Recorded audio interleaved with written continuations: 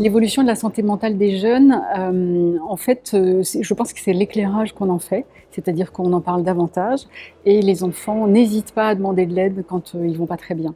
Donc je pense que c'est plutôt le révélateur que véritablement une augmentation des troubles.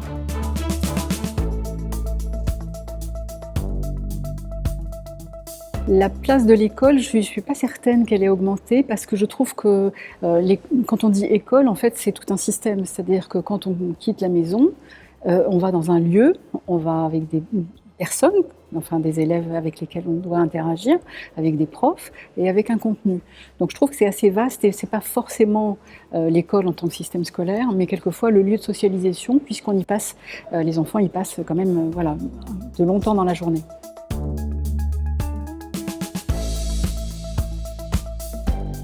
Alors les priorités à mettre en place, je trouve qu'à la fois du côté de l'école et à la fois du côté de l'accompagnement, de mettre en place des choses qui seront protectrices pour nos jeunes. Du côté de l'école, c'est un système moins punitif et peut-être plus accompagnant, plus encourageant à se développer. Et puis avoir des lieux et apprendre aussi une pratique, comment gérer ses émotions, comment avoir une pratique sportive. Je pense que ça peut venir aussi de l'école. Et puis du côté de la protection, je pense qu'il y a une cause nationale qui est vis-à-vis de l'alimentation, vis-à-vis de l'activité physique, vis-à-vis de la protection vis-à-vis des écrans. Je pense que voilà, c'est deux phases qui sont à mettre en place avec des leviers puissants, rapides.